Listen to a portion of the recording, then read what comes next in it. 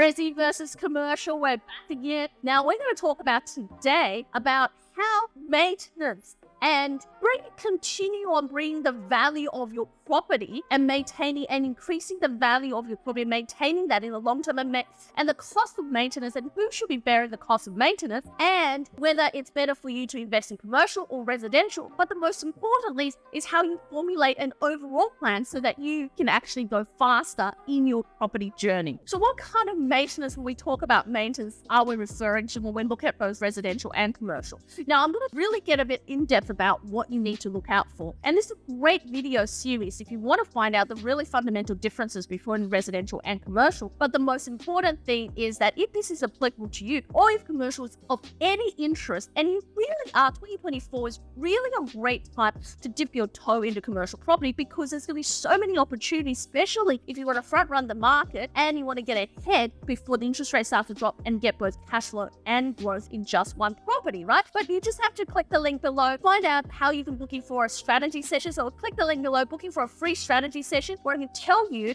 how commercial property can be customized to your individual journey. But also I've got heaps and heaps of events coming up in February, so make sure you also check that out and book in for those events as well. But let's come back to maintenance. So what are some of the things that you need to maintain in a property, regardless of whether it's residential or commercial? Firstly, air conditioning, water heater, gardening, and also general maintenance. So that's your lighting, your plumbing, your electricals, as well as maybe you have pools, maybe you have front yard, maybe you have a granny flat. So your general maintenance of, your roof. So things like that. Let's say a blocked toilet, what happens, right? So when you look at it, it's actually a lot of little things. One of the big things I want to talk to you about is there's a fundamental difference in maintenance and maintaining the value of your property, especially in commercial. But let's look at this in the residential space. Now in residential, you have a lot of things that nag at you. It doesn't break you. It doesn't make you happy. It kind of just gnaws at. It gnaws at you because that you dread the phone call from your agent, because it's like, hi, guess what? It's me again. Look, the fittings in your bathroom isn't working, or the lamp that you had installed for the suction isn't working, or the air conditioning broke, or the water heater isn't going properly, it's gone cold, or we've just recently, the door's fallen off the hinge. All these little things where you have to send out a handyman. Can I send out a plumber? Can I send out an electrician? Now, call-out fees are starting from about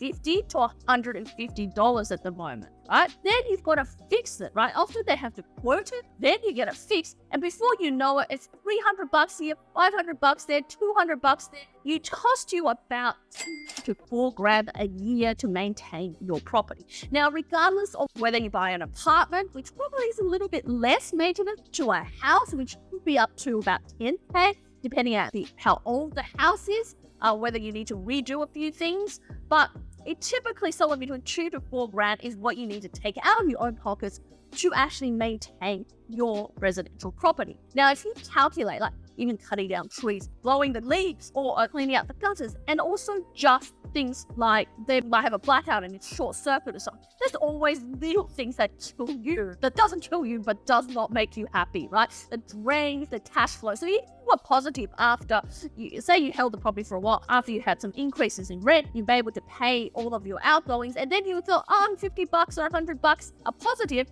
well, those maintenance costs are going to wipe that out. Now, in commercial, that's fundamentally different. In commercial, the secret is that you provide your tenant a bare shell of a property. Now, the shell for some people might be, and most of the time it has a flooring, so you have some kind of carpet tiles, a wooden flooring, or concrete. It's got some kind of roof, so you have your normal roof, but sometimes I have drop ceiling, sometimes it's just open, and you obviously have aircon and water and kitchenette, things like that. You apply the basics, but then your tenant goes in, does a full fit out, right? So they create the rooms. If it's a restaurant, they create the benches. They put in the commercial kitchen. Sometimes you do too. You do help them. But they put in all of that fit out, like the lighting, the bathroom taps. They might polish the concrete. They might paint it a different color. They might put their logos on it. If you get a warehouse, and they might put a gentry crane on it. They might install their specialist equipment in it. They might create a hearth stand. They might put shade cloth. they're going to do the lot. If you get a medical center or a dentist, they're going to come in and put plumbing in there. They're going to install their chairs. They're going to go through the whole process and spend literally hundreds of thousands of dollars refurbing your property. But the great thing about that is you don't have to maintain it. You don't know what the tenants put in. You don't know whether they put in a particular tap that cost $500 for the tap, or that it was a $50 tap. You don't know that, so you're not going to replace it. You don't know whether they've got an air conditioning and they've gone full out and spent 20 grand in a system or 200 grand in a system. You don't know the audio, the visuals that they put in there, or the gantry crane that cost $30,000 to install. You don't know these things, right?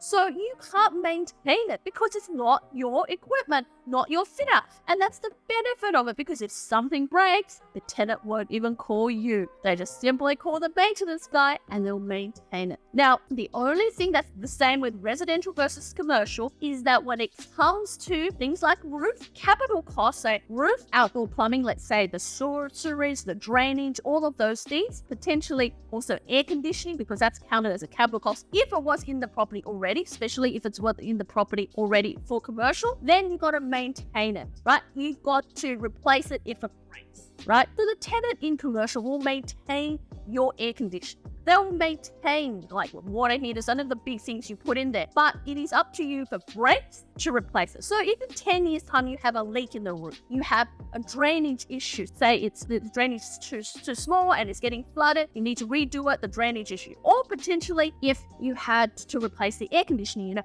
that is your job as a landlord in commercial to do it. But the maintenance, so every 6 months to maintain it, as in to maintain the air conditioning servicing, you don't have to do it. In residential, you have to maintain it and replace it. So it costs money out of your pocket. In commercial, that's not going to happen because your tenant's done the fit out. But the most amazing thing about it is that in commercial, when your tenant does a fit out, they maintain the fit out, but they also improve the value of your property with that fit out. Because often when you look at a medical tenant going in, even a gym tenant going in, any NDIS tenants, even restaurant tenants, they tend to add disability toilets in there, disability ramps, and just a little bit of the usually do really nice flooring and wall coverings and really nice ceilings. Now, those things, they're not really going to take away. So they've added value to your property. When you look at restaurants, they do fresco dining, things like that. That's adding value to your property, right? More plumbing into your area when they're a medical type tenant because they're able to put in sinks and everything else. Those things add value to your property. So when you look back and you look at the comparison to residential commercial, you start to realize that residential costs you a lot of money, but in small increments that add up. Commercial costs you one big lot because you're putting in, for example, you might say, I'm going to help you, Mr. Tenant, Mrs. Tenant. I'm going to help you with your fit out. I might give you $20,000, $30,000 to start with. Now, it's all up to them. You don't have to maintain it. They're going to replace it. They're going to take care of it as if it's their own. And that makes it so easy for you to have a set and forget cash out that gives you money day in, day out. And if you did help the tenant with their fit out, you're also entitled to ask for a little bit higher rent because you've helped them out. So that means more cash in your pocket. So when you compare maintenance versus maintenance in commercial versus residential, you're going to find it so much easier, less headache, less worry when you have a commercial property versus a residential property where you're responsible for everything. In commercial, you're responsible for nothing. Now, when you have a property manager, and we're going to talk about that in the next video, it's their job to check the lease before they actually get someone out there to replace any of the things that the tenant has asked for. Because tenants may not know, right? Tenants may not know whether you're responsible for the air conditioning, whether they're responsible for replacing the air conditioning, garden maintenance, all of those things they may not know. However, when they call up and say, hey, I need these things replaced, your property manager needs to check, and we're going to talk about this in detail in the next video, about what exactly is the tenant's responsibility versus your responsibility as a landlord in commercial property. And most of the time, the tenant's responsibility to replace those capital items rather than you. So for example, for me, I had a property in Rockhampton. It was a funeral parlor. Now, they had some motors blow out in their cool room where they kept the body, and they also had their hot water system blow out. Now, they called our property manager and said, hey, we need those things replaced. Now, we looked into the lease and said, but you installed the cool room. Why would you ask us to replace the motor? We don't even know what motor you need to keep it cool. It is your responsibility. Further, you need to wash down your bodies, you need to do for your treatments. The water heater was there when we bought it. It was part of your property as you as the tenant. It's not our responsibility. In fact, it's listed on the lease for you to replace it. So if you look at this example, it's a classic example that this could have been, if it was a residential tenant, if they had a, say, murder burnout, would have been an insurance claim for you because it might have triggered some electrical issues and, of course, water heater. So if you look at that, that could have cost you $2 to $3,000. For us, in the commercial space, the motor will be more expensive and a water heater will be more expensive. It might have been $5 to $7,000, but we didn't need to pay for that. We actually put it back on the tenant. The tenant sorted themselves out, they realized their obligations, and they paid for it. And that's the magic of commercial property. It is so much easier to maintain versus residential, less headache and less cost. So less money out of your own pockets. And it's all about less cost, less money out of your own pockets, so you have more cash flow so you can retire sooner. Now, commercial property is really the simplest way to level up, especially in 2024. If this is what you're looking for a way to level up, looking for a way to diversify your portfolio, looking for a way to invest differently, more savvily, and want to know where you can get ahead of the market, you need to join and participate in one of our live free events.